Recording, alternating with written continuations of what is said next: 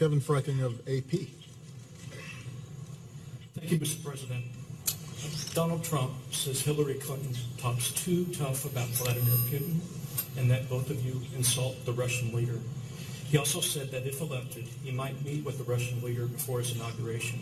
What do you think of Trump's approach to Putin, and how would it affect America's interest on the international stage? Secondly, I can still hear you. Secondly, does it distress you that folks at the FBI and State Department talked about the proper level of classification of emails that were on Secretary Clinton's server? Would you acknowledge the appearance of impropriety, and should State Department officials look into this further?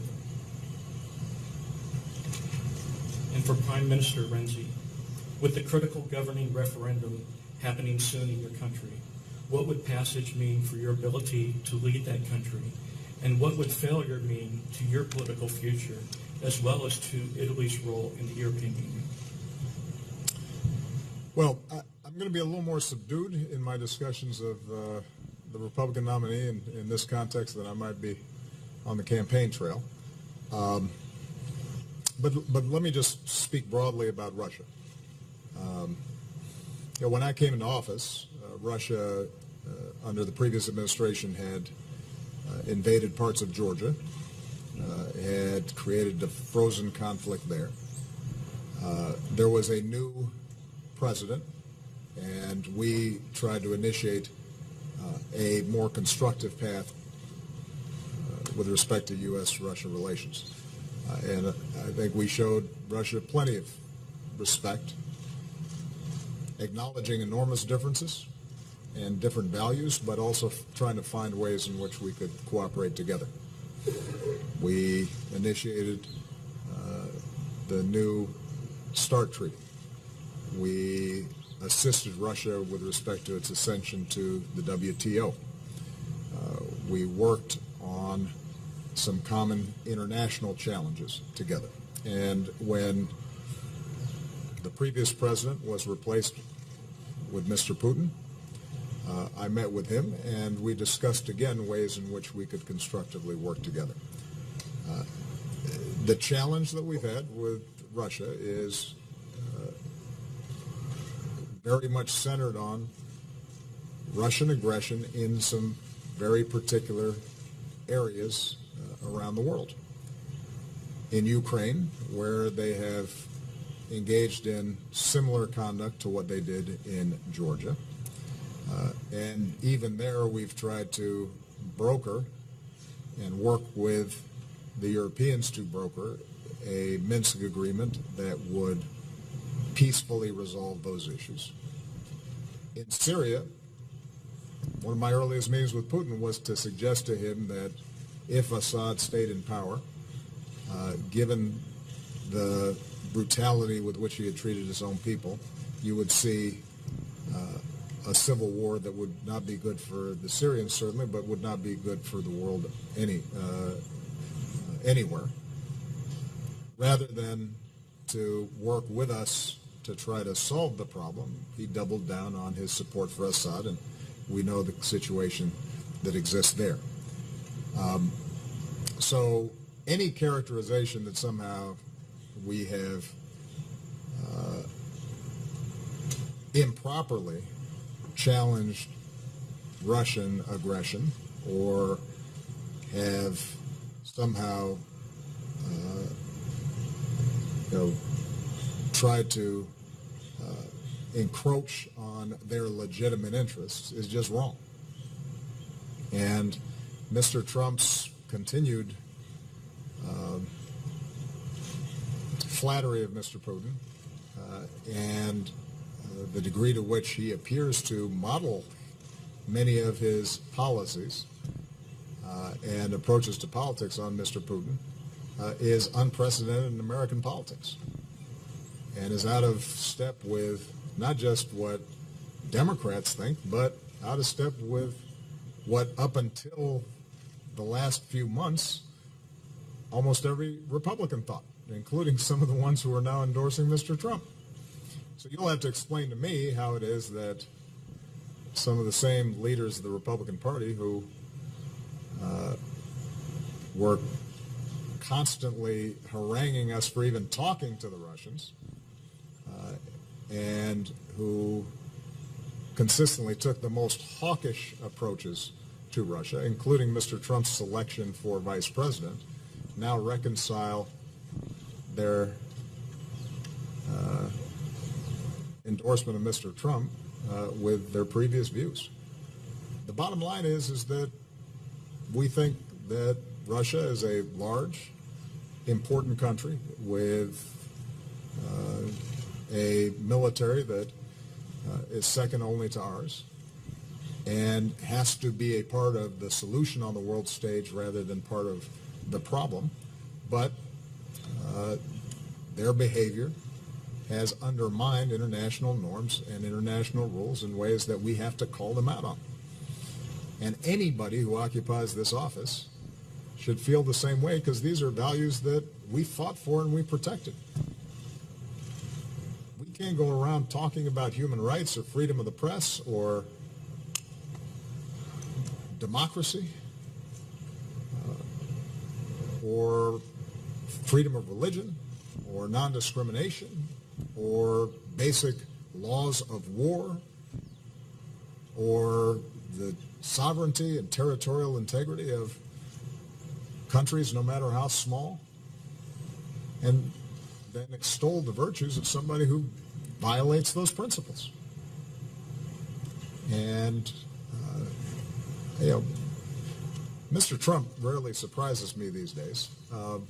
I'm much more surprised and troubled by the fact that you have Republican officials who historically have been adamantly anti-Russian and in fact have attacked me for even engaging them diplomatically, now supporting and in some cases echoing his positions. It's quite a reversal. You'll have to ask them how to explain it. With respect to the State Department and the FBI reports, I think you've heard directly from both the FBI and the State Department that the notion or the accounts that have been put out there are just not true.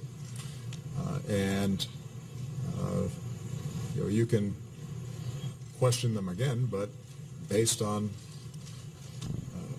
what we have seen, heard, learned, some of the more sensational implications or appearances, as you stated them, aren't based on actual events and based on what actually happened. And I think derived from sort of overly broad characterizations of interactions between the State Department and the FBI that happen a lot. America's democracy is we have a vigorous, sometimes bitter political contest, and when it's done, historically, regardless of party, the person who loses the election congratulates the winner, reaffirms our democracy, and we move forward. That's how democracy survives, because we recognize that there's something more important than any individual campaign, and that is making sure that the integrity and trust in our institutions sustains itself, because democracy by definition works by consent, not by force. I have never seen in my lifetime or in modern political history any presidential candidate trying to discredit the elections and the election process before votes have even taken place. It's unprecedented. It happens to be based on no facts. Every expert, regardless of political party, regardless of ideology, conservative or liberal, who has ever examined these issues in a serious way will tell you that instances of significant voter fraud are not to be found, that, keep in mind, elections are run by state and local officials, which means that there are places like Florida, for example, where you've got a Republican governor who's a Republican appointees are going to be running and monitoring a whole bunch of these election sites. The notion that somehow if Mr. Trump loses Florida, it's because of those people that you have to watch out for, that is both irresponsible and, by the way, doesn't really show the kind of leadership and toughness that you'd want out of a president. If you start whining before the game's even over, if whenever things are going badly for you and you lose, you start blaming somebody else, then you don't have what it takes to be in this job. Because there are a lot of times when things don't go our way or my way. That's okay. You fight through it. You work through it. You try to accomplish your goals. But the larger point that I want to emphasize here is that there is no serious person out there who would suggest somehow that you could even rig America's elections, in part because they're so decentralized and the numbers of votes involved. There's no evidence that that has happened in the past or that there are instances in which that will happen this time. And so I'd advise Mr. Trump to stop whining and go try to make his case to get votes.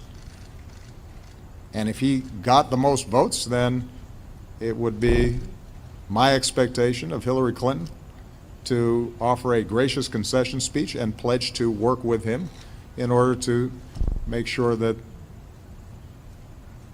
the American people benefit from an effective government.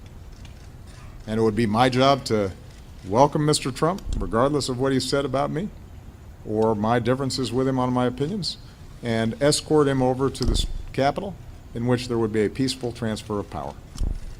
That's what Americans do. That's why America's already great. One way of weakening America and making it less great is if you start betraying those basic American traditions that have been bipartisan and have helped to hold together this democracy now for